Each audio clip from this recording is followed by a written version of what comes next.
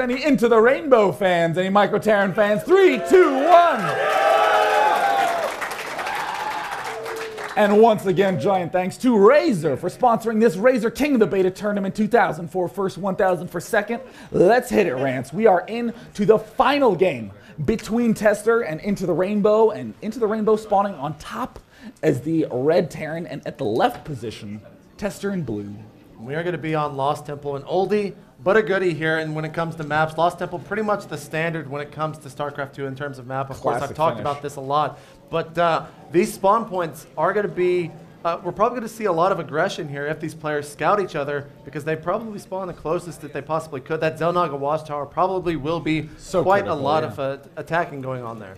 Yeah, I mean, players are going to be pushing for the Xel'Naga Watchtower as fast as possible. This is currently tied up 2-2. Everything's on the line, and they're forced to be in a spot where you can't really take a third base well. This gold expansion that lies between them is so juicy and valuable, but it's just risky to take unless you have a lot of tanks or a very, very nice control over your opponent's front.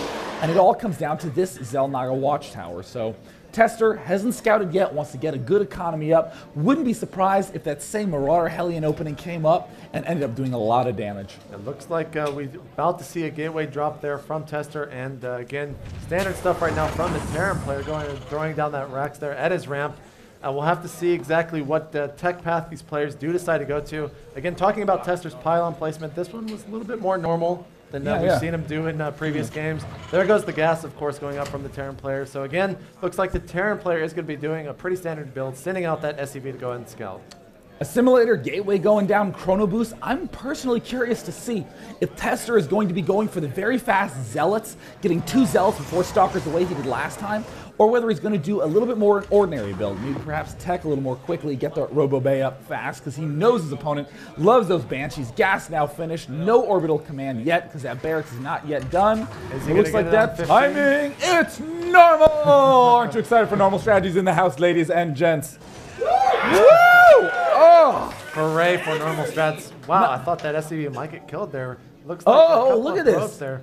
Look at this, an SCV drag. They're like spider mines from Brood War. Look, just pulling it aside, trying to get everything off. And Tester really wanting to kill that SCV, bringing it down to 10 health. There is the extremely late Cybernetics Core, and the Zealot, of course, coming out very early. Looks like he's going to go in for the early attack right away.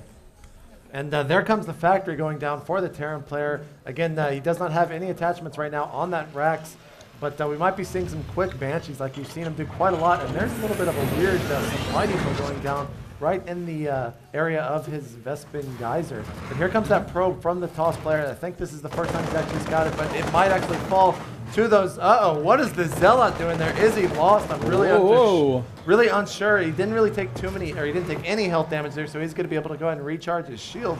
But that was some really, really early aggression from Tester. Yeah, and it looks like same old from Into the Rainbow. Loving this 2 Marine, 1 Marauder fast Hellion play. I don't blame him. It's super strong. We've seen it be effective. And plus, these distances are kind of far to float the factory into his main. Yeah, definitely. Wouldn't recommend that here.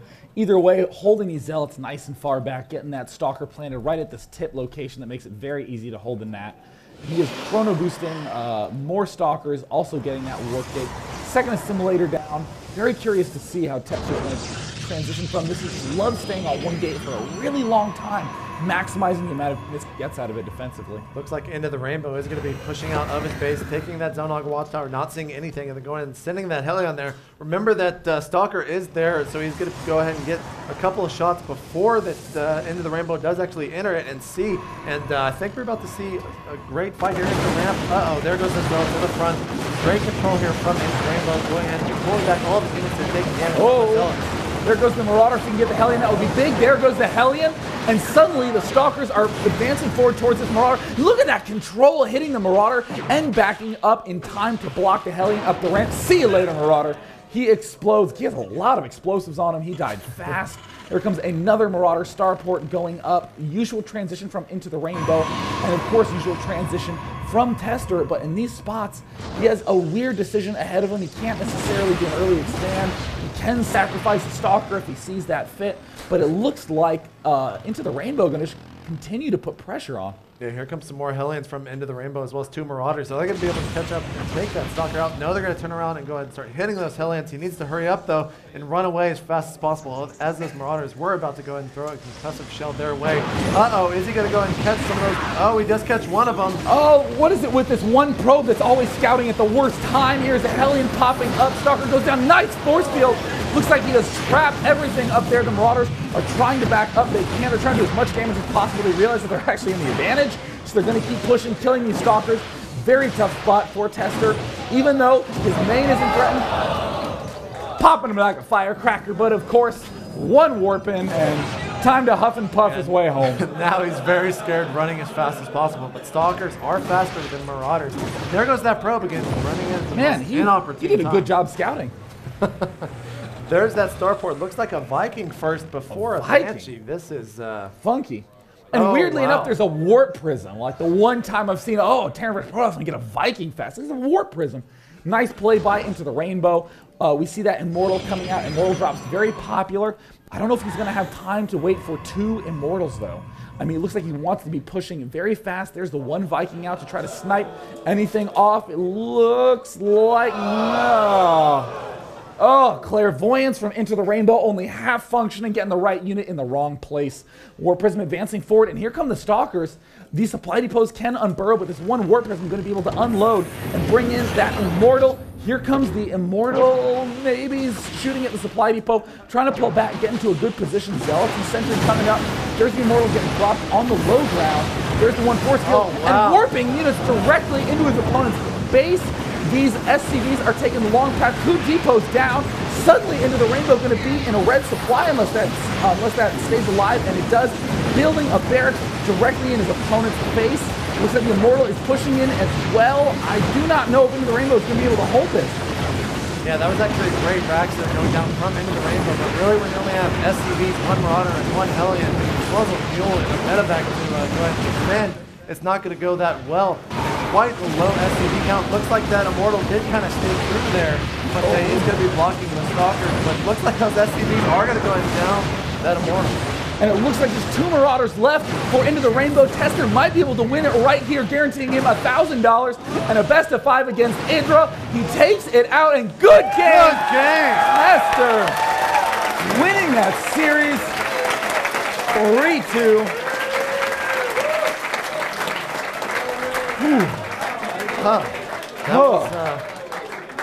Ihan timing! Now that was a creative push from Tester, doing the 3 warp gate, getting a fast warp prism, and busting right up the ramp. You don't see too many warp prisms that early on in the PvT matchup, and really I think he was just so annoyed by those Banshees in past games. He's like, you're not going to even get to make them this game. I'm just going to push you as fast as possible.